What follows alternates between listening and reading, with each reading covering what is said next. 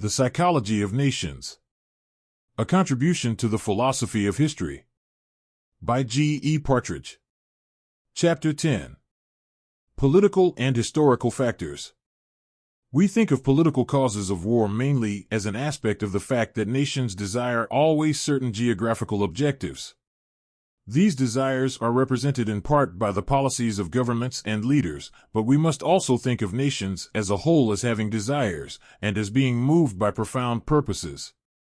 At once the question arises whether we shall think of these political objectives, and the wars the desires for them cause, as essentially the objects and the work of individuals. Do individuals in any real sense create history? This, of course, is a profound question and involves fundamental theories of history. Shall we accept the great man theory of history, and say that history is mainly the work of a few who are able to shape events with reference to policies of their own? Or shall we think that forces that determine history reside rather in the instincts or desires of the common life of the people? A psychological study of history inclines us to the belief that the forces that make history are mainly forces that do not exist as conscious purposes and are therefore not essentially political forces. One of the conditions of leadership seems to be that the leader shall seek his own personal ends and realize his own purposes for his country only within the field of the traditional and common objectives, which are held by the people as a whole as their purpose in history. These are the materials with which the leader must work. Historically, his work may seem decisive. Psychologically, it is to be regarded as a complex effect of lawfully related social reactions. The motives of leader and people must have large common factors. The leader holds his power and his prestige by embodying in his own will and representing in his own conscious policies the will of the people and their idea of country as an historic entity. The leader is leader only insofar as he is recognized as representing the will of the herd. As genius, this leader is manifestly creative, but the true genius in statesmanship is even rarer than genius elsewhere. The great leader is an artist. He must take certain vague or clear ambitions of the people, must accept the nation's historic objectives as the foundations of his policies, and working with these objects and desires make his own page of history. His glory and his prestige depend upon his fulfilling deep desires of his people. The forces with which he deals are plastic, but only within narrow limits. Leadership at best is a fragile thing. However autocratic the power, it is after all dependent upon the goodwill of the people, and the acceptance of the leader as one who is serving the interests of the people. When we consider the nature and the objects of the ambitions and desires that the statesman or leader must fulfill, we see why the relations of ruler to people are difficult to understand. Nations do not know with clearness either what they desire or why at heart they desire the objectives that seem of most importance. People give economic and political reasons, but the consciousness of nations is subject to deep moods and is influenced by remote events and traditions. Nations have generic desires as well as specific ones.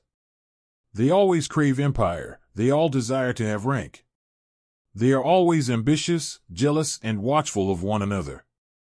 These general and more or less subconscious desires make their desires for specific objects intense, but they also make them peculiarly irrational. The heroic examples of history, hereditary emotions, and the effects of specific events in the history of peoples complicate their politics and often make rational politics impossible. Nations will not act in their own best interests because they are governed by irrational motives. In this way, certain disparities are often produced between the people and their practical statesmen, but history seems to show us that when these disparities exist in the region of fundamental desires and policies, it is the leader who must yield. History seems to show us also that wars, coming in general out of the deeper motives of nations, do not belong to such an extent as is often supposed to the realm of politics. Political causes are often incidental causes and determine the time and place of wars, but do not create them. Cramp says that wars persist in spite of their unreason, because there is something transcendental that supports them, and this transcendental purpose is the desire for empire. Powers says that nations fight for tangible things and also for intangible things. The tangible things are existence, commerce, independence, territory. Nations also desire objects that are not useful, the worth of which consists in their satisfaction of taste. The ambition to own colonies, Powers thinks, is of this nature. Colonies are quite as much ornamental as they are useful. They convey the feeling and impression of power. That these deep desires of nations, as expressed in the ambition to reach certain geographical objectives, are exceedingly strong, often if not always irrational, brutally arrogant and tenacious, the whole course of history teaches us. These desires are indeed the forces behind historical movements. They create politics and policies. War pre-exists in these irrational purposes. These purposes are charged with emotion, with prejudice, and tradition. It is with these motives that all practical politics must contend, and these motives are the forces that the statesman must use and make more rational. The purposes of nations are usually, if not always, we say, obscure and deep, existing in the form of ideals and tendencies, and likely to take the form of visions of empire wholly unrealizable. And yet there are always certain perfectly clear objectives upon which all the force of these half-understood motives impinge. These objectives may or may not be economically rational or morally justifiable. We always know with certainty certain of these objectives for which any nation will, if necessary, fight. These objectives have often a long history behind them. They are surrounded by tradition, sincerely and even religiously sought. They are ideal objects which nations feel they have a right to possess. Every nation apparently believes itself the logical possessor of something it does not now hold. All peoples have their longings for these possessions, which are their vision of a greater self. These objects are often desired for reasons that are clear enough to all, but they are also often but the symbols of deeper desires. As such, nations act toward them with almost instinctive compulsion. We may suppose that no great historical event is ever enacted that is not determined more by traditional desires than by conscious politics. 1,000 years of strife have provided the motives for the great European war. Memories of time-honored objectives have arisen in the consciousness of many peoples, and these memories cannot be recalled without exciting passions that make all rational politics unavailing. Europe has been fighting over again her battles of the past, and at the moment of the present writing is carrying them into the conference of peace. The plans of statesmen and the intrigues of finance have but little success in contending against these forces. Since the leaders themselves are not free from the prejudices and the compulsion of traditions and the unconscious desires and deep impulses which move their people, they can with but dubious success bring international politics into the sphere of reason. They do not represent merely the selfish desires of their people. They are not merely spokesmen of the interests of class or individual. They are embodiments of the whole history of their nations. All history, and all the present relations of nations to one another may, of course, be considered in terms of the desires for specific objectives caused by the imperial desires of peoples, these desires themselves being regarded as a sum of motives, the effects of past political relations, and containing both rational and irrational elements. The world is a vast field of stress in which the powers at work are national wills rather than political forces as the projects of rulers and the diplomats. These powers, when fully aroused, are quite beyond the control of statesmen acting in their ordinary capacities, and their final issues no historian ought now to try to predict. History has been full of surprises because of the nature of the forces which create history, and these surprises seem to have been sometimes the greatest for those who were most intimately concerned in making history. Events seldom run smoothly according to well-laid plans.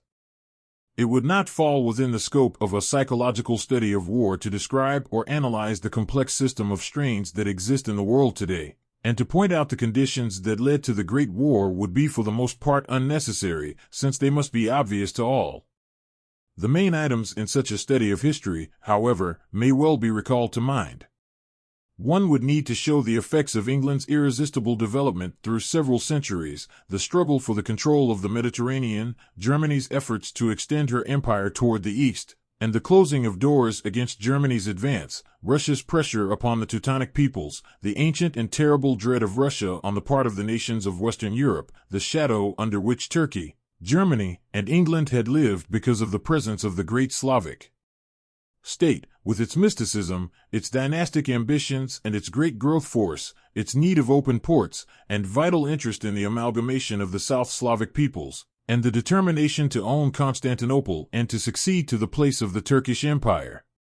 We should need to take into account the long history of the struggle for colonies, the colonial trust of Russia, England, and France, the ambitions of France for empire in Africa, the operations of French finance in the Balkans and elsewhere, Austria's aggressive hatred of Serbia, and her effort to prevent the revival of Poland, the conflicts of Germany and Austria with Italy in regard to the Aegean and the Adriatic and their shores, the fierce irredentism of Italy, and the ambitions of Italy that have brought her into conflict with the Teutonic powers and with Turkey, all the conflicting purposes and ambitions of Greece, Romania, Bulgaria, and Serbia, and the added strain in the Balkans because of the vital interests of all the great powers there, and many other conflicts and causes of conflicts. These conflicts we see repeated in kind in the relations of Japan, China, and Russia and the other powers interested in the geography of Asia, and in the waters of the Pacific, and once more in the growing strains between the East and the West. Taking our world as we find it, and viewing the nature of nations in the light of their history and of their persistent antagonisms, one might readily believe that the causes of war and war itself will continue into a far future. No war, the pessimist might well argue, will destroy national vitality or neutralize the many points of strain. There may be great coalitions and even leagues of nations, but these may only make wars more terrible when they come. The friendship of nations will still be insecure and shifting. The great strategic points of the world will remain. Small countries will continue to be ambitious and jealous of one another. Island countries will still be faced by coasts that contain possibilities of danger. The Constantinoples and the Gibraltars will remain, Suez and Panama will be left, and Verdun will still be something more than a historic memory.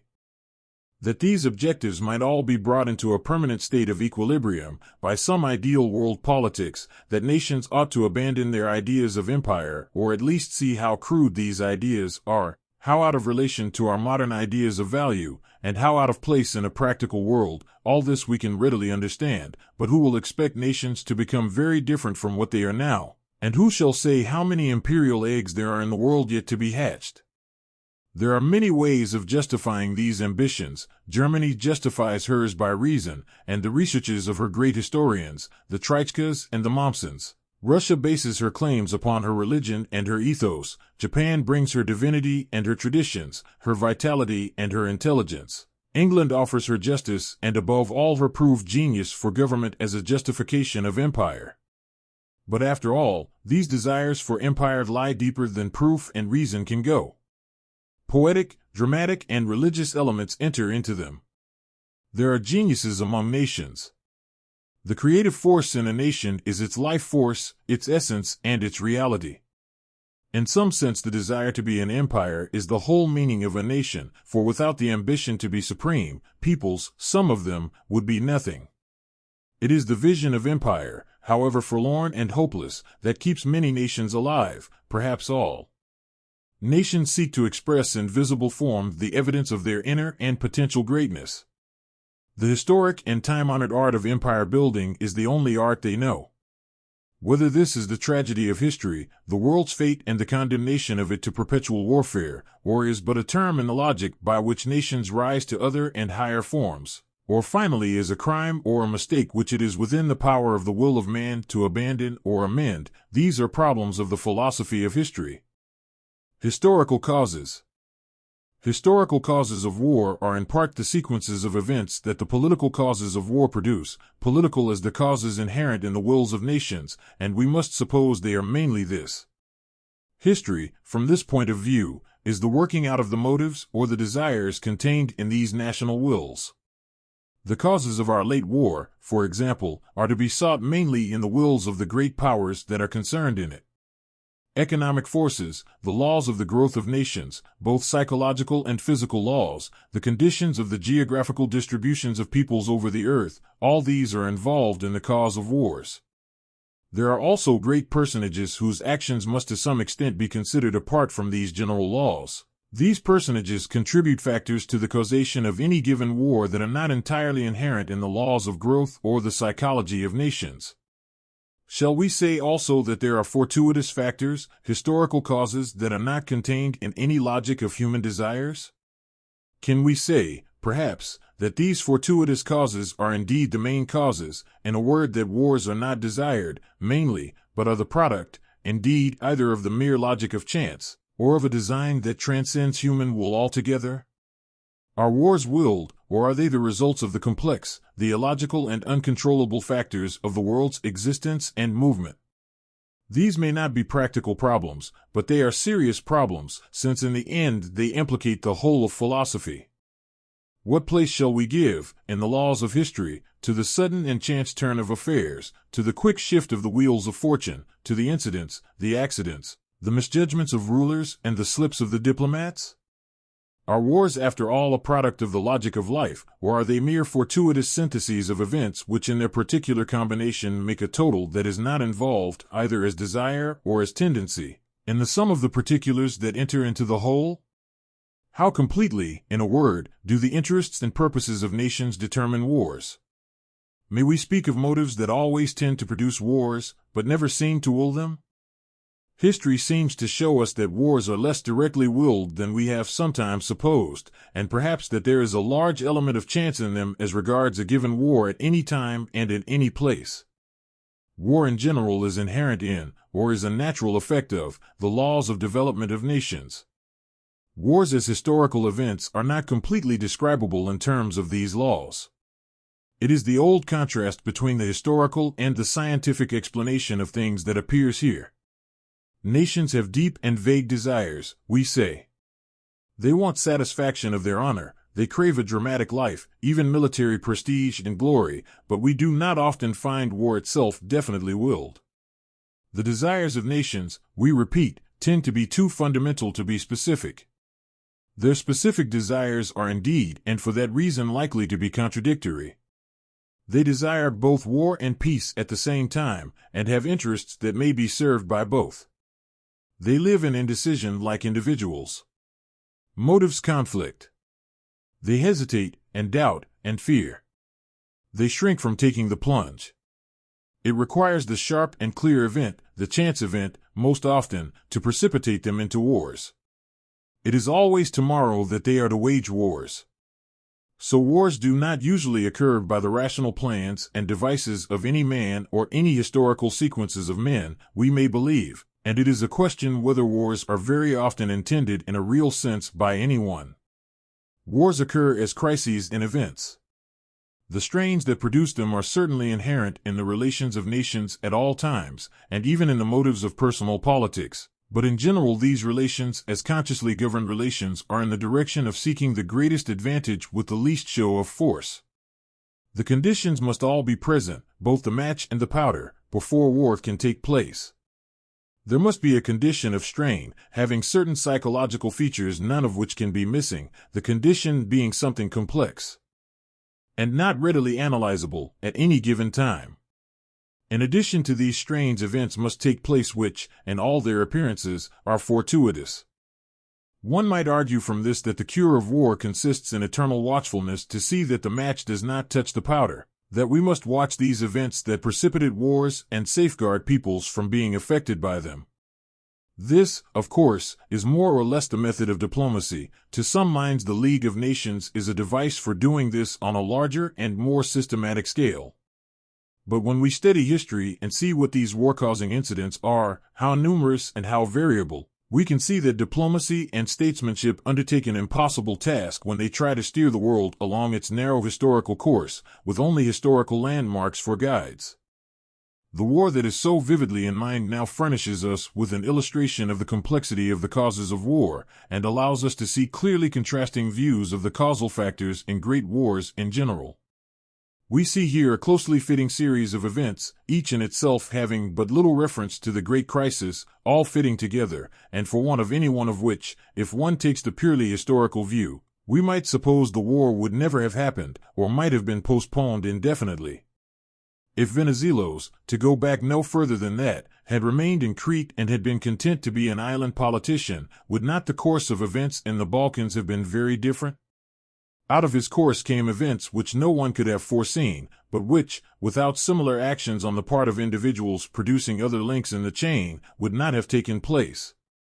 If some diplomat or some foreign office had made a decision slightly different from what was actually decided, if the three emperors had had a little more reliable information about one another, if the statisticians of the German service had computed a little better England's resources and had put the moral factor into the sum, would the war have happened at all? In this direction, of course, lies the chaos of history and its madness, and also its philosophy. We may be driven on the one hand to think of all history as a matter of the chance relations of individuals and of detached particular events, having significance as a series but never planned or controlled as a whole, or we may resort to the opposite way of thinking and say that all of history, and every particular and detail, is divinely planned and prearranged, and each event fits into a rational whole. This, of course, is our final problem of history, we say, as it is the final problem of every question that considers life as concrete events having value precisely as the particular sequence that it is. When we view life historically, in a word, rather than by the methods of the quantitative sciences, or by the genetic methods such as are used mainly in the psychological sciences, and which we may say stand between history and the sciences of matter. Thanks for listening, and please don't forget to hit the like and subscribe buttons and also click the small bell icon to receive a notification every time a new free audiobook has arrived. Thanks again.